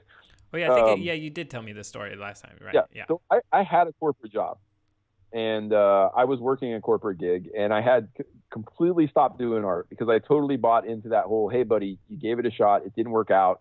Now you got to go be a grown up. Mm-hmm. And so I, for 5-6 years, stopped doing art except for like drawing for my friends here or there, like that kind of shit. Mm-hmm. But nothing serious, nothing that was going to help me get better or build a career of any kind. Mm-hmm. So then the economy hit the shitter, and my job started to take everything away. They took away our retirement, and they took away our PMs, and I was a sales rep for a company. And, like I was demanded to go to more stores because they had to start getting rid of people because the economy wasn't doing well. I was demanded more work with less out of it. And I just was like, man, fuck this. So the first thing I did when I quit was, because I was like, man, if I'm going to not get paid, and then I might as well do something I like and not get paid. Mm-hmm. And so when I decided like, okay, I'm going to be an artist, some kind of artist. This is what's going to happen. Nothing's changing this. That's the first thing I did. So I could never give up and go back to a corporate job. Yeah, I remember. So I did actually think about it. Yeah, that's true. Yeah, me, I feel like I've just subconsciously went all in. I never made like but it's like I am completely. Did you always have a support network? What's that? Did you always have a support network? No. I like, just were people always encouraging of it and you should do that. No, actually, because when I moved, I didn't have that. Yeah, when I moved out to LA, no, I was on my own, dude. Like everybody. But I mean, like even your family or anything. Oh, because see, like me growing up was sort of like, I come from a kind of old school Midwestern family, and for me it was more like, my grandma was very artistic, and I did like the arts at a young age, mm-hmm. but my dad was very much the mentality of like, no son of mine is going to be a queer, and I wasn't allowed to do it. Uh-huh. And so I never had a support network that was like, chase it, try, or even encouraging, I gotcha. Did it. And so it was easier for me to buy into the rhetoric of you tried, you should quit, because there was nobody there who was like, keep going or anything like that. You know what I mean? Yeah, I gotcha. Yeah. No, I definitely was fortunate to have a family that, like they might not have understood me, but they were definitely supported me. Supported my decisions, even though they didn't understand it, Yeah, which is great. And that's an awesome thing to have. And I'm always envious of people who have had that. So, I mean, that's why I would encourage my kid, no matter what he wanted to do, as long as he worked at it and had a passion for it, just because it's like, I didn't have that. And I know how much that handicapped me. Yeah. It's like, I can't understand people like parents that like, I think a lot of parents get hung up on this idea that they're trying to raise a copy of themselves, but really they're trying to raise an individual separate from them, and it's like, if you understand that as a parent, you're going to save your kids so much fucking mental anguish. You just support whatever they're into, I think a lot has changed with our generation on that ideology. Me and Randy, we were talking about like our generation has completely redefined what it means to be parents, because our parents were like not supportive of us really at all as a whole. Even look at the mentality of most parents before us.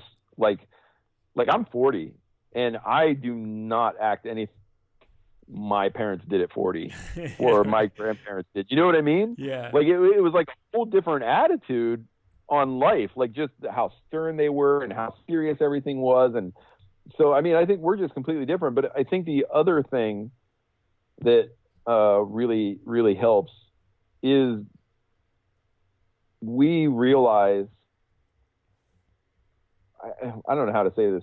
Like, I think when, at least for me, when my parents were kids, it was sort of beat into them, like the good job to have is to go work at a factory. The good thing to do is, you put in your time, you retire, and then you travel the world, whatever, whatever it is you just do. But my generation knows that doesn't exist. Yeah. There are no factory jobs that allow you to buy a home, have 2 cars, put your kid through. It doesn't exist now. Yeah. So, there's no way anybody in my generation is going to be like, hey, son, you need to go work at GM because that's a guaranteed job and Uncle Jerry can get you in. You know what I mean? Like, Yeah. it isn't a thing now. So the mentality has changed, and therefore we're not forcing our kids to follow in those footsteps, because those footsteps, if they did work for us, we're smart enough to know they're not going to work for the younger generation. And in most cases, those wouldn't have worked for us.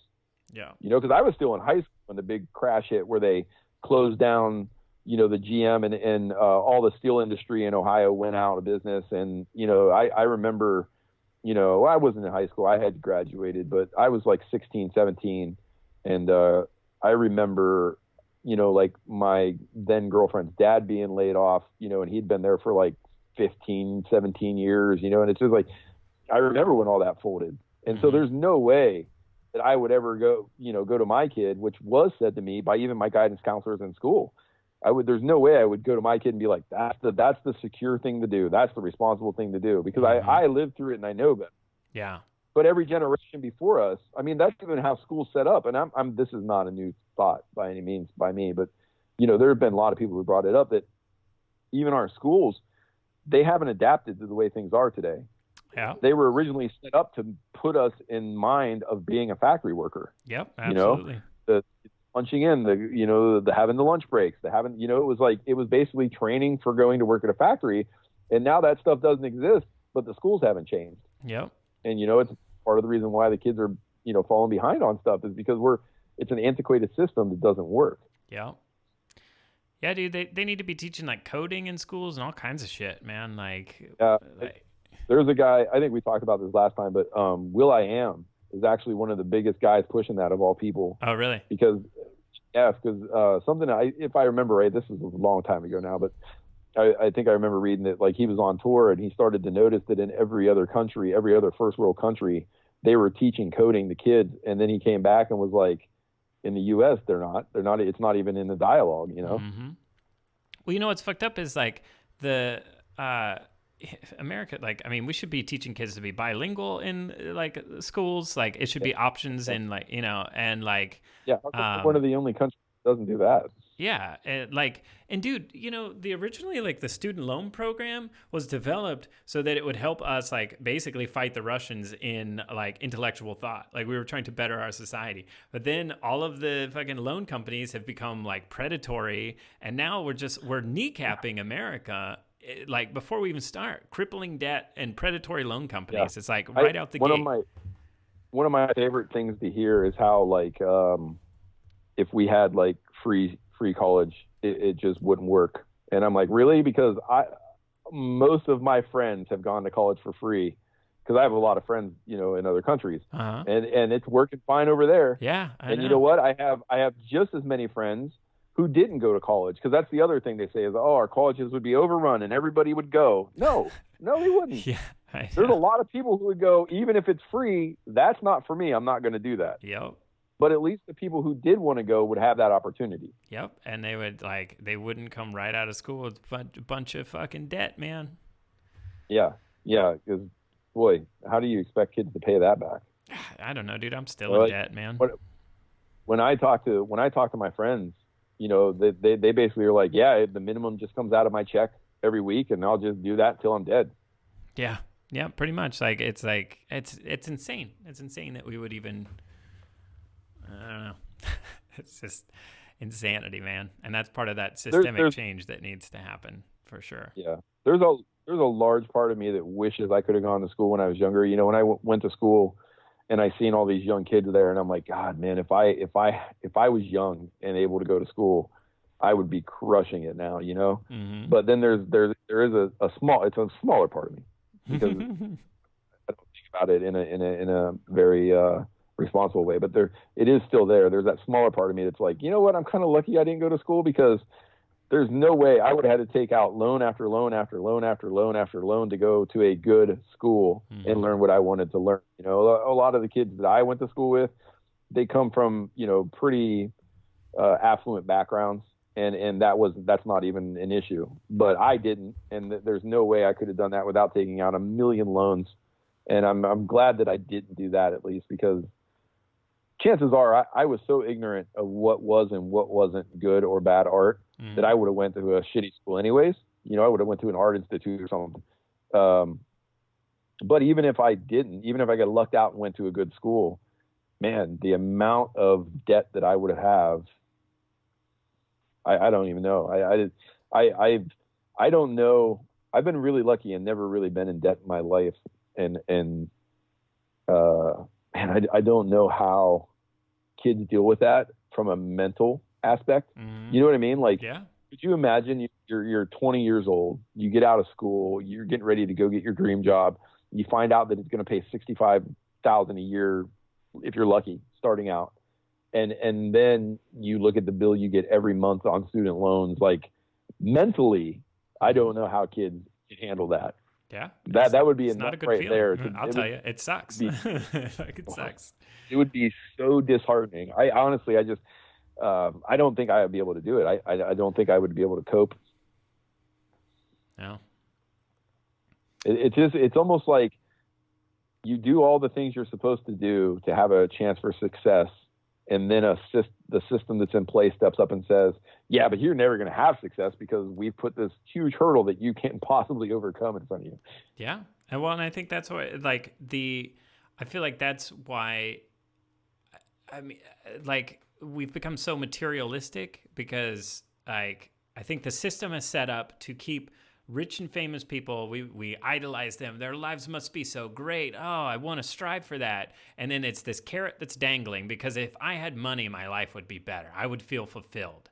But actually, rich and famous people, their lives are just as shitty and empty as anybody else's. They just have a lot more money to, like, paint a happy face on, you know? It's what you do with the money. Because I do know a lot of very wealthy that's a people. broad. Okay, I will admit that's a broad, like, overarching statement. Yeah. But I'm just it's how you handle your money. Sure, you know, because one of my closest friends is very, very well off, and he'll never hurt for money. But you know, when he goes in and talks to his financial team, they say things to him like, "You spend in a year what most of our clients spend in a weekend." Wow. You know, if you live like that, you'll be fine. It's because when most people refer to, I'm talking about wealthy people, what they really mean is I'm talking about celebrities. Yeah. And sure.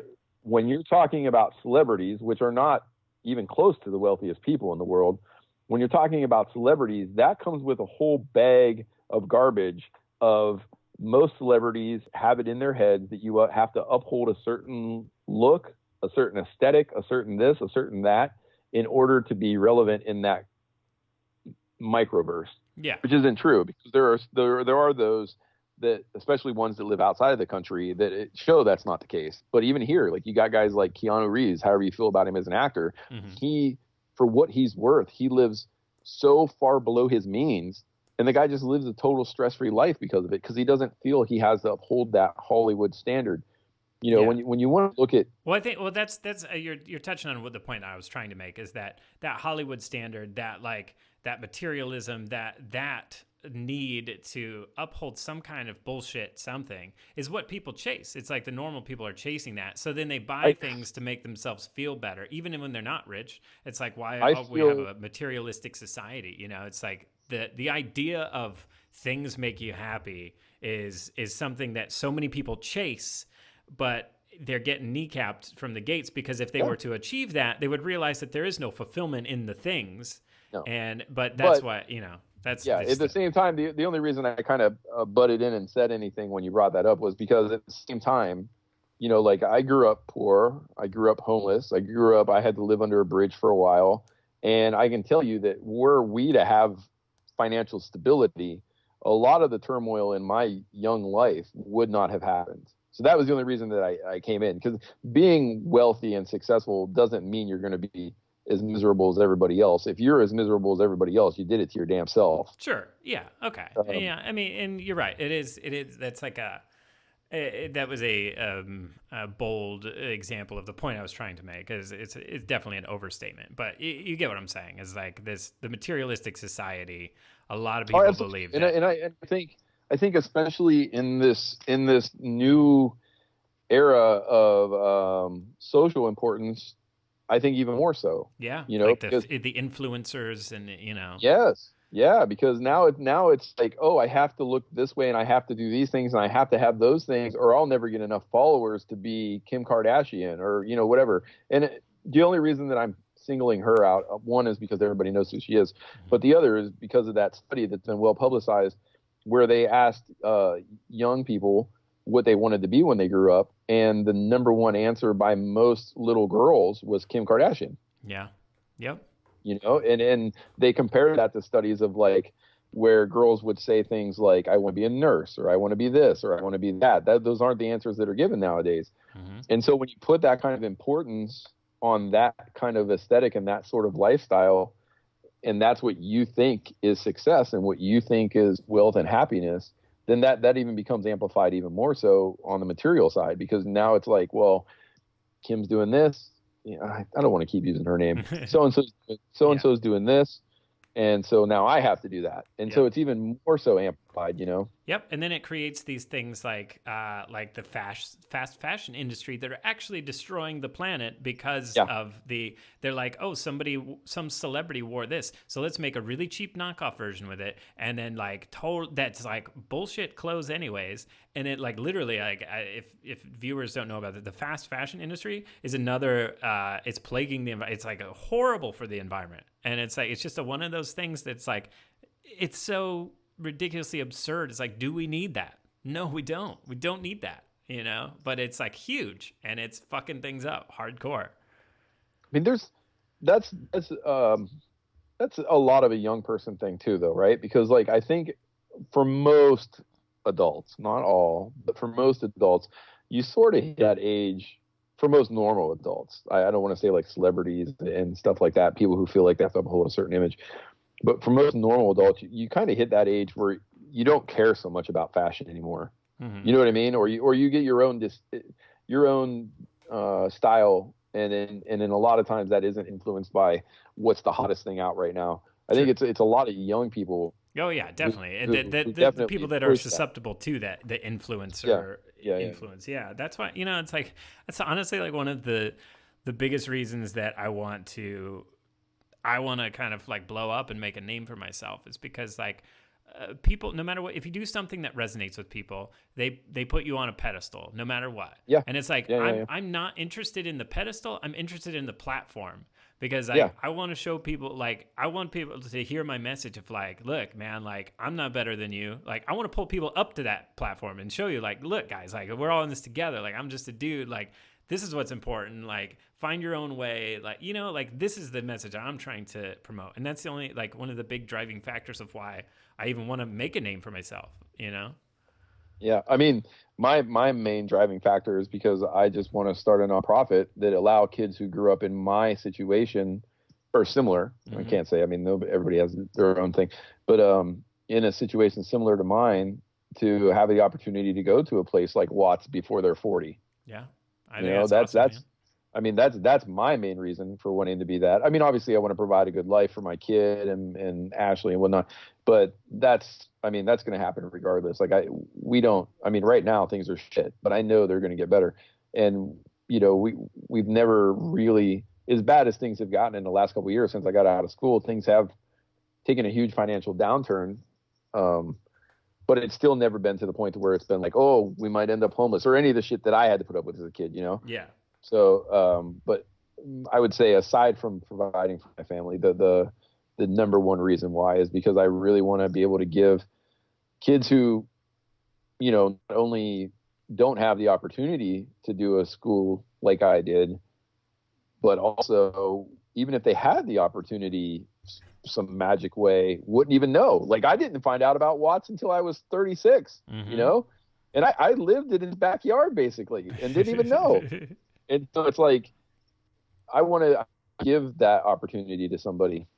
Yeah. And see, you know, maybe you could take that guy who was like me, and you could, you know, make that dude who is the next greatest thing. That would be awesome to have a hand in that in some level. Mm-hmm. Yeah, dude, that's what I'm saying. And then and that's a big part of my message too, is like, I try to reach those people and those kids in those small towns of like, hey man, like, embrace your weirdness, because your weirdness is what's going to fucking take you to all the cool places in life. You know, it's for me, I don't say weirdness, but what I say is embrace your imagination, because our imaginations are beat out of us. But when you look at the people who become successful in the arts, for the most part, they're the creatives, because make no mistake about it. There is that dude who can come in and, well, I'll equate this to music, who can come in and play that music flawless every time he sits down, but he can't write a song to save his life. Mm-hmm. And then there's that guy who maybe he isn't the greatest, but the guy's an innovator and he's creative and he creates a new genre, or he writes new songs and he just kills it. And that's the guy who makes it.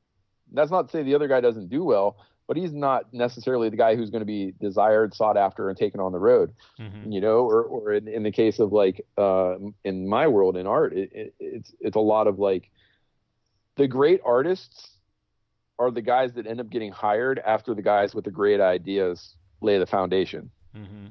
You know, and it's like, yes, it takes a lot of dedication, a lot of work, and a lot of struggle and strife and yada yada yada to become one of those guys, you know, like a 2%er.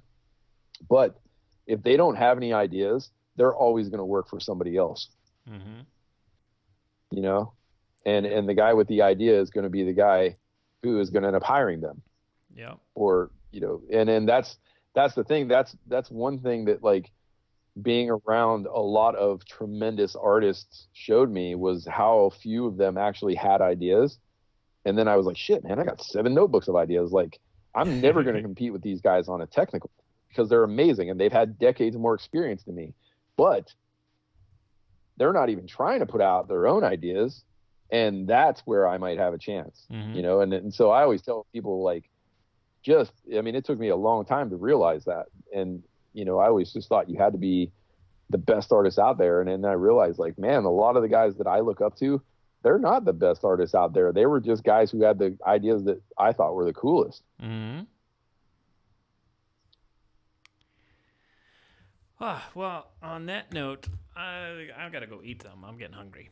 But, man, this has been a lot of fun. Yeah. And then you want to explain, because then when I cut this all together, it's going to be having your art there. When I was just like, so what did you paint? Or like, because I can't see it at this point. Yeah. It basically all I'm working on is just, so I have my femme fatale for my story, which is weird. She is still, you know, the lead lady, if you will, but my main character is a jackalope. So Love it. She's not, he's not going to be, I don't know what the future holds, man. These characters write themselves, but I don't think that he's going to be hooking up with this lady. But I do. She is my lead lady. You know, like the first murder he gets drug into, the first story arc is her sister, and I'm trying to figure her out because I wanted her to have more of like an olive skin, and I just had a very clear vision of what I wanted her to look like in my head, but it's in this newer style, and so rather than just do my usual turnarounds and breakdowns for the characters for, you know, like a character sheet. Mm-hmm. I wanted to have like a color reference as well. And so that's basically all it says. It's just 4 generic expressions with different head tilts and stuff that I'm going to color in just as like a color breakdown. I'm not even worried about, like, usually I'll play around with lighting scenarios, you know, up light one, bottom light one, you know, one mostly in shadow, whatever. I'm not even doing that. They're all pretty generically lit. It's just really me figuring her out. Mm-hmm. But the reason that I'm doing it is just so I have a reference point so that I can save time in the long run when I'm drawing her in the book instead of having to try to figure it out then. Mm-hmm. And then to also put it up on my Patreon is, you know, is kind of like, this is my process on how I paint. This is what I'm thinking about while I'm trying to come up with these color scenarios, because I don't really know that I have a lot of value as far as teaching goes to people, mm-hmm.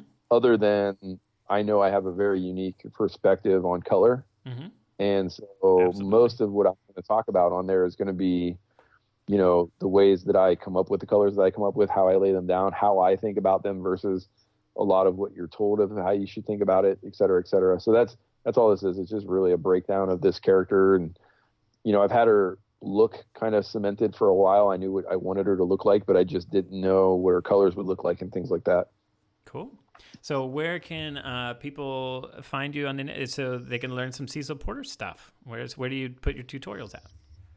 Nowhere yet. Oh, well, I mean, where are they going to be? I mean, I'll have the you know, there's the Gumroad is up now, but it only has one video. Okay. And it's just, if you just look for me, it's just me. You know, everything's just Cecil Porter. So Yeah, the like a Patreon is just Cecil Porter, and then the Gumroad is just Cecil Porter. So so patreon.com/Cecil Porter yep, and gumroad.com/Cecil Porter. yep, Cool. yep, And yep, I'll yep. put the links in the show notes too. So you can Yeah, clickable and links here. I'll double check that too to make sure I didn't Okay, yeah, misquote just send me anything. the 'Cause links. And I, also, if you guys are with the watching on the YouTube, I'll have the links in the description of the video. Yeah. So. Yeah, and it'll also end up on my YouTube. All these will be like done in like quicker time lapses for the YouTube, and all the links will be below the videos there too. So if you see a specific one that you want to see the tutorial of or the longer version of, you could follow the link below that video, and it'll take you straight to it on my Gumroad or my Patreon. Awesome. Dude, well, thanks for, joining me again. And, yeah, I know I always say it, but we will. Yeah, let's do this more because that was fun. Like, we'd never tried this before. And, like, I had fun. I got, like, art done and I got to talk. And it's like, I never get to see you anymore. So it was nice. It's like we're hanging out, doing some art.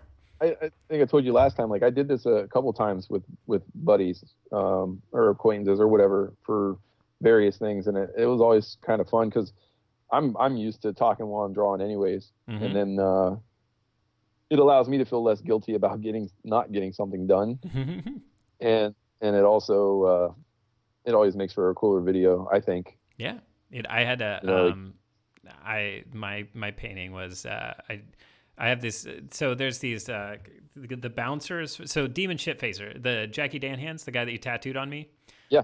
So they summon demons while they play their rock concerts and stuff. And Satan has sent along his like biker crew for their security. And so the biker gang is the Unholy Shits. So there's like horse shit, ape shit, and I painted bat shit. So, and he's crazy looking. So he's batshit crazy. So that's what I did today. And if you're listening to this on the podcast, again, go see what Cecil and I both have been drawing this whole time we've been talking at youtube.com/Ransig.